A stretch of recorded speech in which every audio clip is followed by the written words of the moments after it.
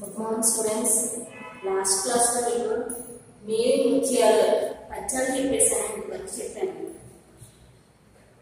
అవునా? ఇంతవరకు చెప్పాను. ఈరోజు ఈ పద్యం నుంచి పత్రిక ఒకటి ఉన్న 10,000 సైన్యము, పత్రిక ఒక్కటి ఉన్న మిత్రకోటి, ప్రజకు రక్ష లేదు, పత్రిక లేకున్నా వాస్తవము నాటవారి మాట.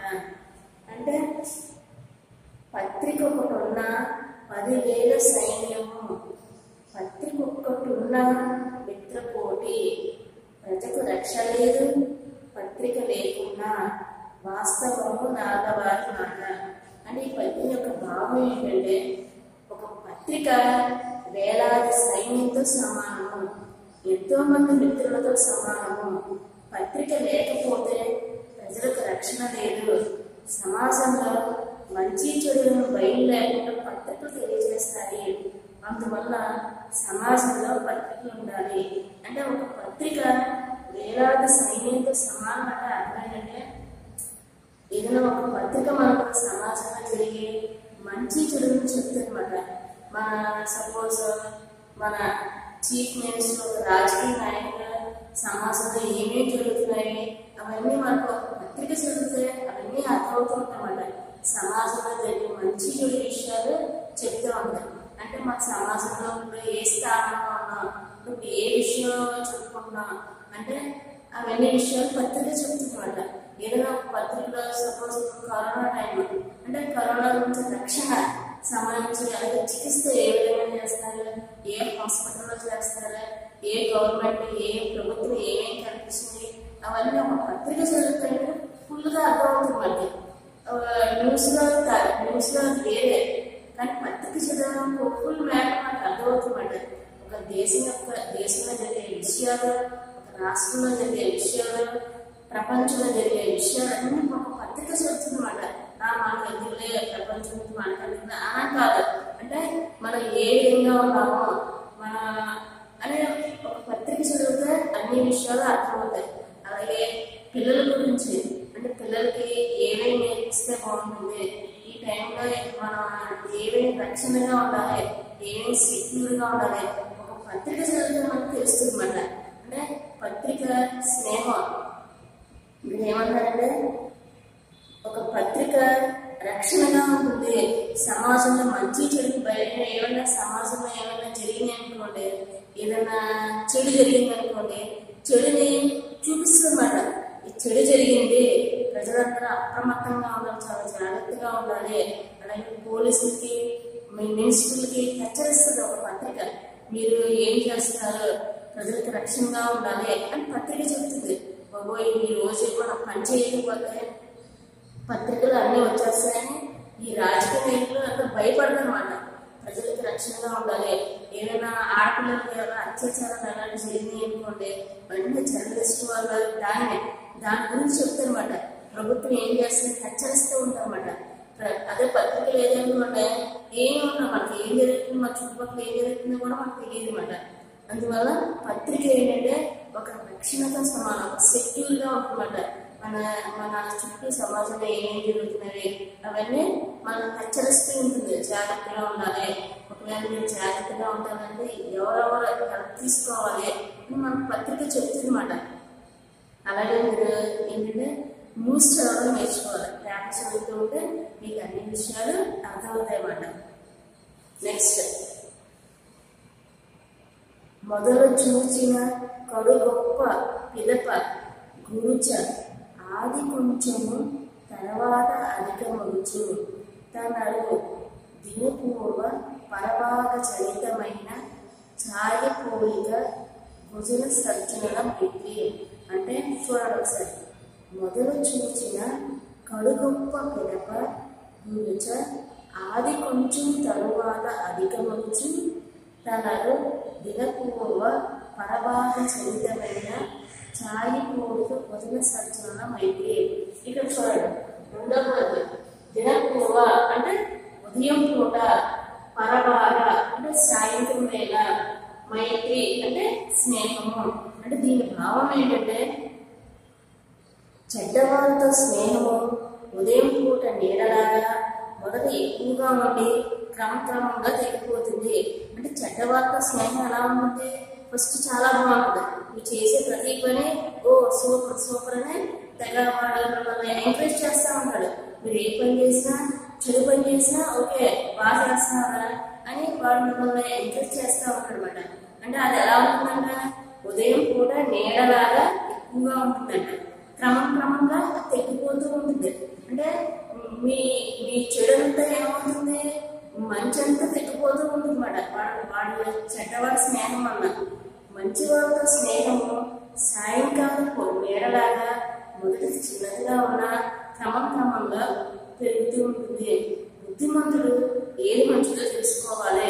అంటే ఎప్పుడైనా అంతేనండి, చెడ్డవాళ్ళతో స్నేహం ఎలా ఉంటుందంటే ఫస్ట్ సూపర్ చాలా బాగుంటుంది. తర్వాత రాను ఏమవుతుంది? మన చెడ్డవాళ్ళతో తయారవుతాం. అదే మంచి వాళ్ళని ఉండే వాడు ఫస్ట్ వాడు చేసే ప్రతి పని చెడు నుంచి చెడు చెప్పేస్తాడు. మరి ఇలా ఉండకూడదురా, మంచిగా ఉండాలి. మంచి వాళ్ళతో స్నేహం అలా ఉంటుంది. మనం చేసే ప్రతి పని వాడు చెడ్డ పని అయితే చెడ్డదని చెప్తాడు, మన మంచి మార్గంలో చూపిస్తాడు. అలా వాడు మనల్ని ప్రేరేపిస్తూ ఉంటాడు. మనం ఇలాంటివన్నీ మనం తెలుసుకుని బుద్ధిమంతుల్లా ఉండాలి. ఏది మంచిది, ఏది చెడు, ఎవరితో స్నేహం చేస్తే బాగుంటుంది, ఎవరితో చేయకూడదు తెలుస్తుందన్నమాట. అందువల్ల మీకు ముఖ్యంగా ఎలాంటిదే కావాలి, చెడు వాళ్ళతో అస్సలు స్నేహం కూడా చేయకూడదు. మన పేరెంట్స్ చెప్తారు, మరి నువ్వు చెడు వాళ్ళతో స్నేహం చేయకూడదు. చెడు వాళ్ళతో స్నేహం చేయడం వల్ల కూడా మనకు ఆపదలు వస్తాయి. జస్ట్ వాడితో మాట్లాడినా మనకు ఆపదలు వస్తూ ఉంటాయి. ఏదైనా వాడు దొంగతనం లాంటి చేసేవాడు అనుకోండి, ముందు వాళ్ళ ఫ్రెండ్స్ అందరినీ ఏం చేస్తారు? ఇంటరాగేట్ చేస్తారు. తప్పు చేస్తే మీ ఫ్రెండ్స్ ని కూడా పిలిచి చేస్తారన్నమాట. చెడు స్నేహం వల్ల చాలా నష్టాలు ఉంటాయి అన్నమాట. అర్థమైనా? నెక్స్ట్, సత్యశక్తి ఘటించు దేశరిమ మార్చు గౌరవ మోసం ప్రజలకు కలుషమరచు కీర్తి ప్రకటించు చిత్త విస్ఫూర్తి చేయు సాధు సంగమం సకలాద సాధకము. అంటే సత్యశక్తి గడించు దేశులు మార్చు గౌరవ మోసములు జనులకు కలుషమరచు కీర్తి ప్రకటించు చిత్త విస్ఫూర్తి చేయు సాధు సంగమము సకలాద సాధకము. అంటే మీనింగ్ ఏంటంటే మంచి వాళ్ళతో సహవాసము మందపూరితనాన్ని పోగొడుతుంది, సత్యాన్ని మాట్లాడేలా చేస్తుంది, మంచి గౌరవాన్ని ఇస్తుంది, పాపాలను పోగొడుతుంది, మనసును బాగు చేస్తుంది, కీర్తిని వ్యాప్తి చేస్తుంది. ఇన్ని మాటలు ఎందుకు? లోకంలో అది చేయలేని మంచి పని అంటూ ఉండదు.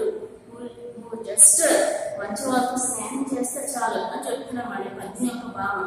నువ్వు మంచి వాళ్ళతో స్నేహం చేసావనుకోండి, నువ్వు వాడిని చూసి నేర్చుకుంటామాట. వాడి వే ఆఫ్ డ్రెస్సింగ్, వాడి మాట తీరు, వాడు ఎలా వర్క్ చేస్తున్నాడు, వాడు ఏ విధంగా పేరెంట్స్తో మాట్లాడుతున్నాడు, నీ ఫ్రెండ్స్ బట్టి నువ్వు ఎలా కూడా చెప్పేస్తారు అన్నమాట. ఎవరైనా అంతే. అర్థమైందా? అంటే ఇక్కడ పద్యం ఏం చెప్తుందంటే నువ్వు స్నేహం చేసేటప్పుడు మంచి వాళ్ళతో స్నేహం చేయాలి అని అర్థమవుతుంది. అంటే చెడ్డవాళ్ళతో చేయాలి, చెడ్డవాళ్ళు కూడా మంచి వాళ్ళతో స్నేహం చేస్తే నువ్వు మంచివాడు అవుతావు అని చెప్తున్నారు అనమాట. అంటే ఇక్కడ స్కూల్ క్లాస్ ఎలాంటివి అంటే స్కూల్ అనేది ఏం చెప్తుందంటే నువ్వు మంచి ప్రవర్తన ఉండాలి, చదువు ఒకటే కాదు. ఫస్ట్ నువ్వు స్కూల్కి వచ్చావంటే ఫస్ట్ నీ బిహేవియర్ మంచిగా మారుతుందన్నమాట. తర్వాత ఏమవుతుంది? ఆటోమేటిక్ నెమ్మదిగా చదువుతూ ఉంటావు. అంతేగాని నాకు చదవద్దు, నేను స్కూల్కి వెళ్ళను అంటూ ఉండకూడదు. ఫస్ట్ ఎప్పుడు ఏం చేయాలి? మంచి వాళ్ళతో స్నేహం చేయాలి. నువ్వు చెడువాడి వల్ల నువ్వు మంచిగా మారాలి. వాడు నీ ఫ్రెండ్ మంచివాడు, వాడు ఎలా ఉన్నాడు, వాడు ఏ విధంగా వర్క్ చేసుకుంటున్నాడు, వాడు ఏ విధంగా టీచర్స్తో మాట్లాడుతున్నాడు, ఏ విధంగా ఒబీడియంట్గా ఉంటున్నాడు, ఏ విధంగా టీచర్స్ రెస్పెక్ట్ ఇస్తున్నాడు, ఇవన్నీ మంచి వాళ్ళతో స్నేహం చేయడం వల్ల నీకు గౌరవం పెరుగుతుంది, సమాజంలో గౌరవం పెరుగుతుంది. నీ పేరెంట్స్ దగ్గర కూడా నీకు మా అబ్బాయి మంచివాడు అని అనిపించుకుంటున్నమాట. మంచి వాళ్ళతో స్నేహం నీకు మంచి పేరు తెస్తుంది అని చెప్తున్నారు పద్యం యొక్క భావం. అర్థమైందా? ఇక్కడ ఏంటంటే టోటల్గా మీకు పద్యాలు ఏం చెప్తున్నాయంటే పిల్లలు మంచి వాళ్ళతో స్నేహం చేయాలి. నువ్వు చెడువాడు అయితే మంచి స్నేహం వల్ల ఏమవుతుంది? మంచి నీకు వస్తుంది. అర్థమైందా? అలాగే పెద్దవాళ్ళతో గౌరవంగా మాట్లాడాలి. ఇక్కడన్నీ మనకు నైతిక విలువలని చెప్తుందన్నమాట. మంచిగా మాట్లాడాలి, చెడు స్నేహం చేయకూడదు, ఎవరితోనో మాట్లాడేటప్పుడు రెస్పెక్ట్ ఇచ్చి మాట్లాడాలి. నీకంటే పెద్దవాళ్ళతో మాట్లాడుతున్నావు అనుకోండి, నువ్వేం చేయాలి, గౌరవంగా మాట్లాడాలి. వాళ్ళ మాట్లాడమని తెలుస్తుంది, బాబు నువ్వు వేసుకుని బాబు అని అంటారన్నమాట. నువ్వు అంత మర్యాదగా మాట్లాడితే నీకు నువ్వు చదువుకున్న వాళ్ళు ఒక మర్యాద, టీచర్స్తో మర్యాదగా మాట్లాడాలి, పెద్దలతో మర్యాదగా మాట్లాడాలి, నీకంటే పెద్దవాళ్ళని గౌరవించాలి. ఇవన్నీ మీకు పద్యాలు చెప్తున్నాయన్నమాట. ఈ రోజు మీకు నేను 3 పద్యాలు చెప్పాను. 3 పద్యాలు 2 టైమ్స్ రాయండి. ఇక్కడ మీనింగ్స్ కూడా రాశాను. సత్యశుద్ధి అంటే సత్యమైన మంచి మాట, చిత్త అంటే మనస్సు, కలుషము అంటే పాప అన్నమాట. మంచి వాళ్ళతో స్నేహం చేయడం వల్ల ఏమవుతుందన్నా పాపాలు కూడా తొలగిపోతాయి. నువ్వు ఆటోమేటిక్గా మిస్టేక్స్ చేయడం మానేస్తామన్నమాట. అర్థమైందా?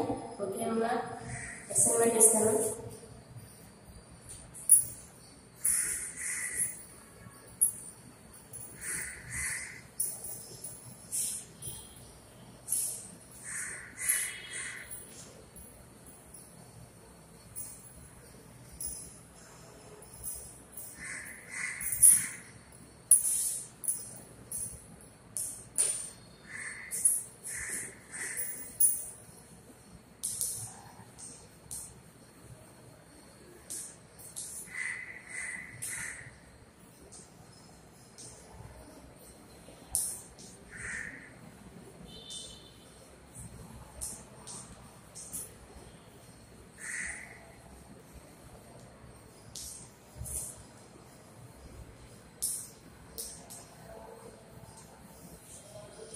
ఓకేనమ్మా, ఈ రోజు చెప్పిన 3 పద్యాలు 11, 12, 18.